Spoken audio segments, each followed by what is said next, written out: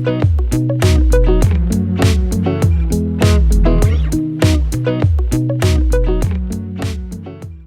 guys, my name is Dr. Himanshu Gupta from Nivaran Pain Relief Centers. So today I'll talk about a common injury that most young people and even middle-aged people these days are having. काफ़ी commonly नी में चोट लगता है, घुटना घूम जाता है, उसके बाद से regular pain रहता है. That is called out of many injuries in the knee, one common injury is ACL injury. So this inside your knee, if you see, this is the femur bone or the thigh bone, this is the leg bone or the tibia, and they are joined together by a few ligaments and the cushions.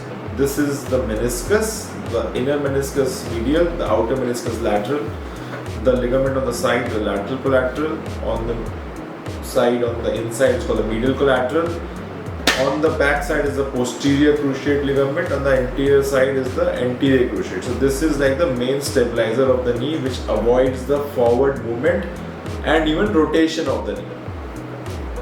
इस वजह से जिसका ACL injury हो जाता है, कई बारी acute situation में जब चोट लगता है तब तो खाली स्वेलिंग होगा, धीरे धीरे वो स्वेलिंग चला जाएगा, पेन चला जाएगा और हमें लगता है कि हम नॉर्मल हो गए हैं. बट जब हम वापस से एक्टिविटीज़ मूवमेंट शुरू करते हैं तो ये नी खिसकने घूमने लग जाता है बिना किसी स्टिमुलस के. अगर हम सीढ़ी उतर रहे हैं, चढ़ रहे हैं, कूद रहे हैं, ऐसा लगेगा जैसे घुटना निकल सकता है, जैसे घुटना घूम जाएगा. That's typically what is associated with the rotatory instability along with the ACL. So most kids and even the middle-aged people, when there are no signs of any arthritis in the knee, this is an important ligament or stabilizer of the knee, and इसमें surgery is the only option because unfortunately this ligament does not heal up naturally. If you have put in rest, you have put in brace and everything and you still feel that you're going to get better, the ACL is going to get normal, नहीं होगा. उससे क्या है कि आपका muscles आप उसके आसपास फिजियोथेरेपी करके एक्सरसाइज कर सकते हैं. नी में एक what we call as a pseudo stability आ जाता है because of the muscles, but कभी भी inherent stability नहीं आएगा because ACL ligament नहीं है. अब इसकी जो रिकंस्ट्रक्शन सर्जरी होती है, इसमें हम लोग दो टाइप से करते हैं. हमारे देश में तो अभी एलोग्राफ्ट का अवेलेबिलिटी नहीं होता, विच इज़ कैडेवरिक ग्राफ्ट्स और टेंडन्स.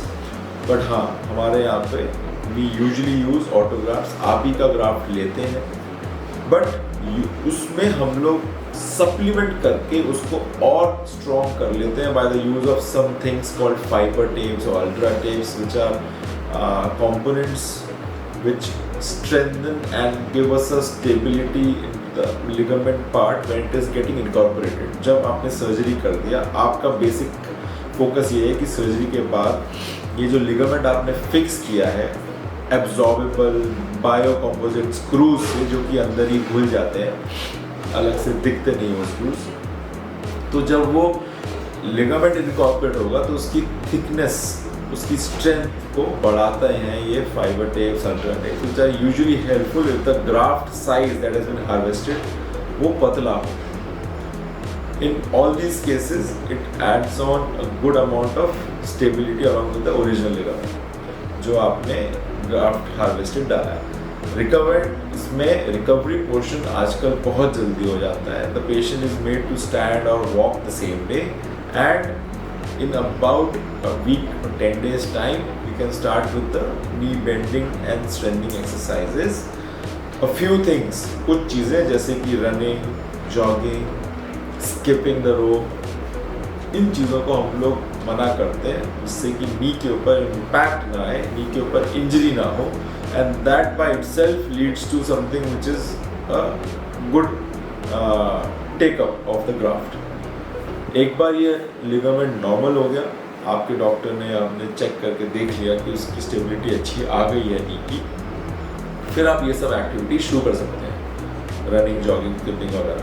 बट ये बीच के 2 हफ्ते से लेकर 7-8 महीने तक आप कुछ नहीं कर सकते, ऐसा नहीं है. प्लीज़ इसको हटा दीजिएगा माइंडसेट से. काफ़ी लोग पूछते हैं चीज़, ये गलत है. आप normal walks, cycling, gymming, weight training, swimming सब कुछ कर सकते हैं. ये सब एक्सरसाइजेज, मूवमेंट्स, एक्टिविटीज, स्पोर्ट्स हो सकते हैं. So if you are suffering from ACL deficient knee, then you should definitely come over, meet the team of physiotherapists who would be able to assess you, or a team of orthopedic surgeons who would be able to see and check your knee and advise you the best in that situation.